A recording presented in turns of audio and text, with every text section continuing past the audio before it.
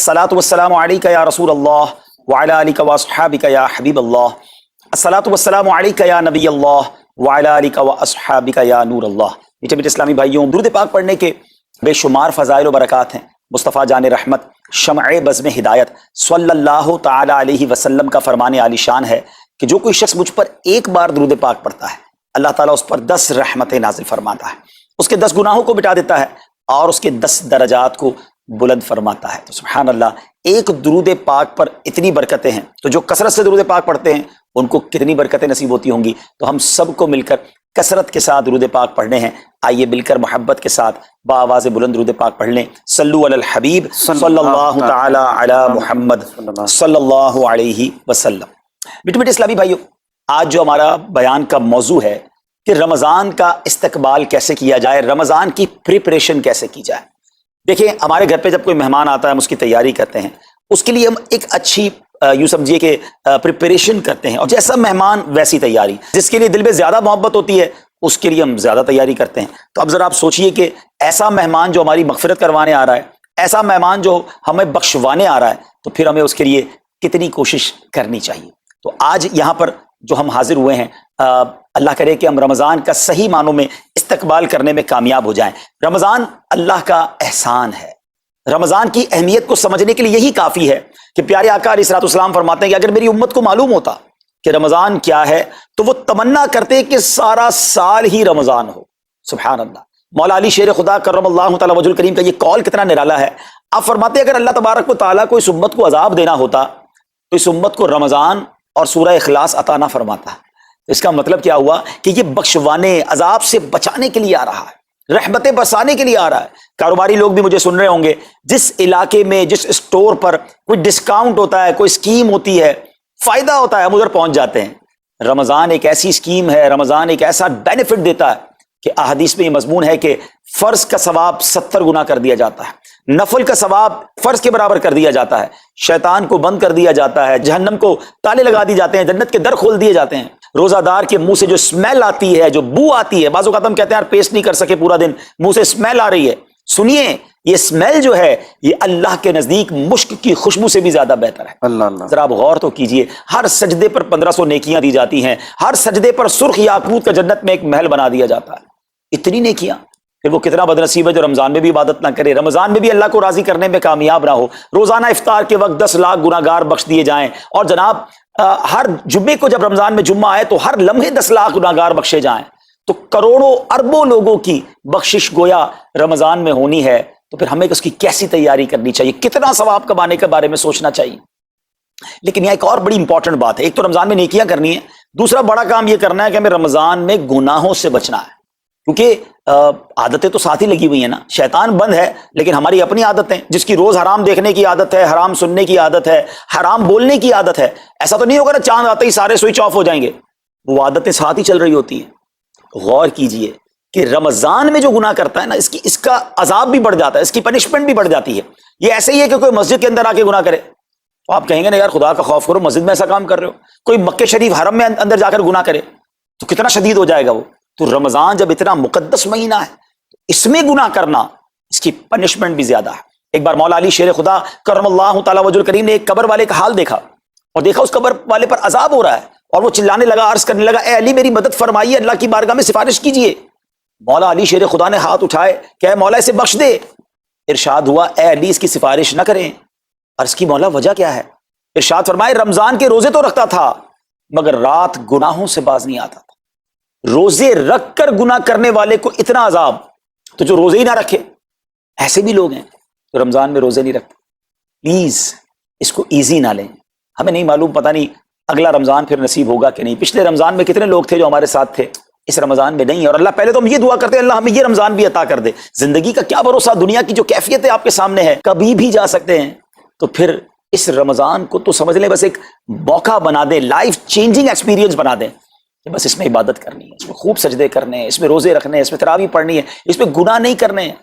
और आइए मैं आपको बताता हूं कि नबी पाक सल्लल्लाहु अलैहि वसल्लम रमजान कैसे गुजारते थे। एक मुसलमान के लिए इससे बेहतरीन रोल मॉडल क्या होगा कि रमजान मेरे आका कैसे गुजारते। तो मुख्तलिफ अहादीस का जो समरी है वो ये है कि नबी पाक अलैहिस्सलाम इबादत में कमर बस्ता हो जाते, بستر پر کم تشریف لاتے. بی بی عائشہ فرماتی ہیں کہ نبی پاک کے چہرے کا رنگ بدل جاتا تھا, متغیر ہو جاتا. کیوں؟ کہ نبی پاک پر خوف خدا طاری ہوتا. آپ گر گڑاتے, آپ رات بھر التجائیں کرتے.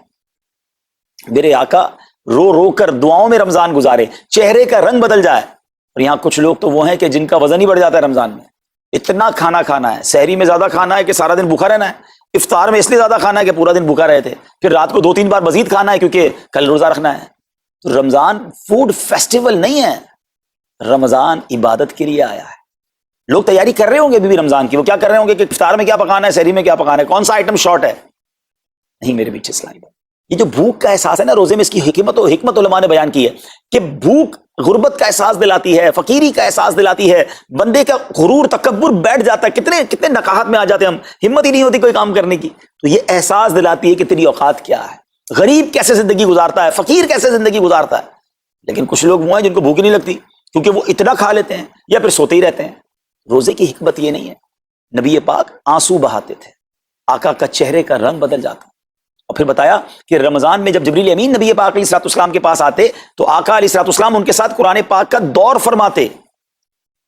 اور پھر ایک اور نبی پاک ہے خوبصورت انداز کے پیارے آقا ویسے تو سب سے بڑھ کر سخی ہیں, مگر جب رمضان آتا تو نبی پاک کا دریائے سخاوت ایسے بہتا تھا جیسے تیز آندھی, بلکہ اس سے بھی زیادہ. اللہ, یہ 3-4 چیزیں آپ نے اور میں نے پکڑ لینی ہیں. آقا علیہ الصلوۃ والسلام کے پیچھے پیچھے جانا نا جنت میں, ہم نے بھی یہ کام کرنا ہے.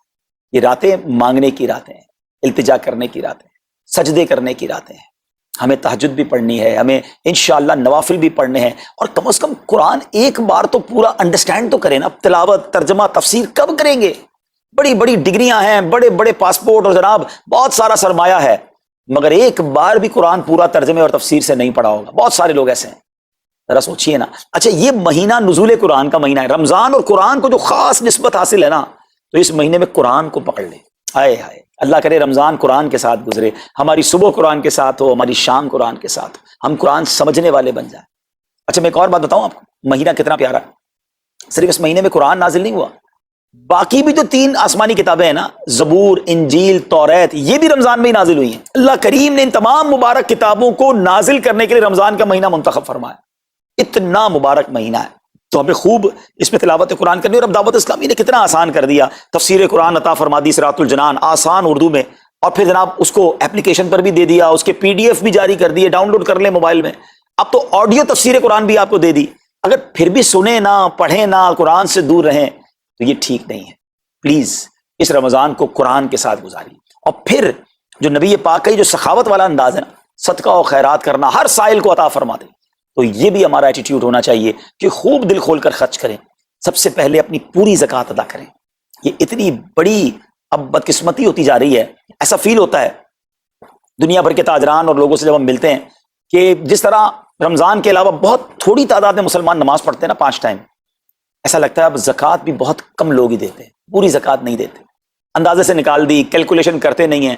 اور یہ بھی فیلنگز آتی ہیں کہ زکوٰۃ جتنی بڑھتی جاتی ہے نا, ہزاروں میں جس کی زکوٰۃ ہے وہ دے دیتا ہے, لاکھوں والا بھی شاید دے دیتا ہے, لیکن جب زکوٰۃ ہی کروڑوں میں پہنچ جاتی ہے نا, تو پھر یہ دل پر بھار پڑنا لگ جاتا ہے, ڈیفیکلٹ لگنا شروع ہو جاتی ہے.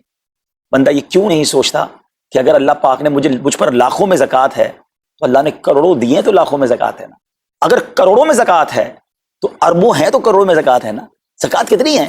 ضروریات زندگی کی تمام چیزوں سے فارغ ہونے کے بعد جو مال تجارت, سونا چاندی, کیش یا پرائز بانڈ, یہ جو اس کی تفصیلات ہیں, اس پر 2.5% ہے. میں ایک اور لاجک سے آپ کو بات سمجھاؤں, اگر اس لاجک سے سمجھیں تو زکوٰۃ تو 1-1.5% بنتی ہے. وہ کیسے؟ ہم سب کے گھر نکل گئے, اس پہ زکوٰۃ نہیں ہے.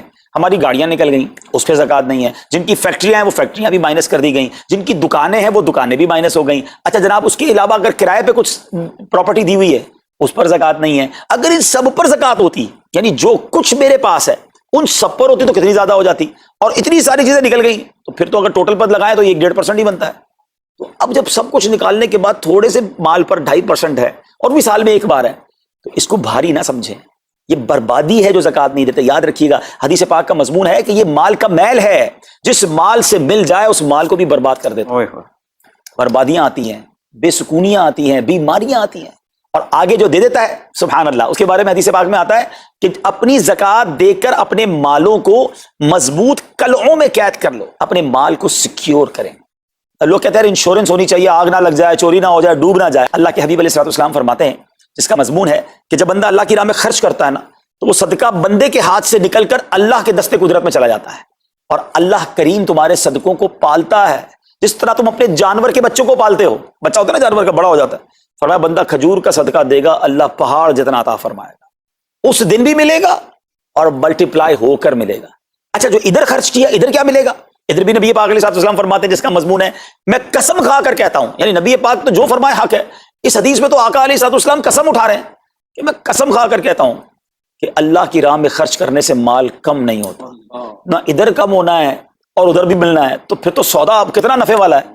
ارے آپ چیک کر لیں، پوری دنیا میں جہاں مجھے سنا جا رہا ہے کہ جو لوگ پوری زکوٰۃ دیتے ہیں نا ان کا مال ملٹی پلائی ہوتا ہے، اگلے سال زیادہ زکوٰۃ دے رہے ہوتے ہیں۔ زیادہ زکوٰۃ کیسے ہو گئی؟ کیونکہ مال بھی بڑھ گیا، تو ادھر بھی بینیفٹ ہے ادھر بھی بینیفٹ ہے، نقصان کا سودا ہی نہیں ہے۔ پھر چاہتے ہو بلاؤں سے بچ جائیں تو روایتوں کا مضمون ہے کہ صدقہ بلا اور بندے کے بیچ میں آ جاتا ہے، بلا اترتی ہے صدقہ روک لیتا ہے، لڑائی کرتا ہے اس سے، اور بندے پر بلائیں اور پرابلمز اور ڈیفیکلٹیز آنے سے اسے روکتا ہے۔ تو اگر چاہتے ہیں کہ برائیوں کے دروازے بند رہیں، چاہتے ہیں کہ بری موت سے بچیں، چاہتے ہیں کہ رزق میں اضافہ ہو، چاہتے ہیں کہ بلاؤں سے بچیں، ادھر بھی مال میں اضافہ ہو ادھر بھی خزانے ملیں، تو اللہ کی راہ میں دل کھول کر خرچ کریں۔ اور یہ مہینہ it's the right month for generosity, یہ بہترین مہینہ ہے سخاوت کرنے کا، کیونکہ نبی پاک کا یہ انداز تھا کہ رمضان میں خوب سخاوت فرماتے۔ تو غریبوں کی مدد کریں، ایسی مدد کریں کہ چہروں پہ مسکراہٹیں آ جائیں، لوگوں کے دسترخوان اچھے ہو جائیں، ان کے گھروں میں بھی کچھ اچھے کھانے پہنچ جائیں۔ اور اس میں سب سے بہترین طریقہ یہ ہے کہ اپنے غریب رشتہ داروں کو آپ مدد کریں۔ اگر وہ مستحق ہے نا زکوٰۃ کے تو حق ہے کہ سب سے پہلے اپنے غریب رشتہ داروں کو دیں، پھر زکوٰۃ بچ جائے تو عاشقان رسول کی عظیم الشان بڑی تحریک دعوت اسلامی آپ کے سامنے ہے، جو دین متین کی خدمت کر رہی ہے۔ جامعۃ المدینہ ہیں، مدرسے ہیں، بچے اور بچیاں عالم بن رہے ہیں، عالمہ بن رہے ہیں، حافظ بن رہے ہیں، ناظرہ قرآن، اور ان سے کوئی فیس بھی نہیں لی جا رہی۔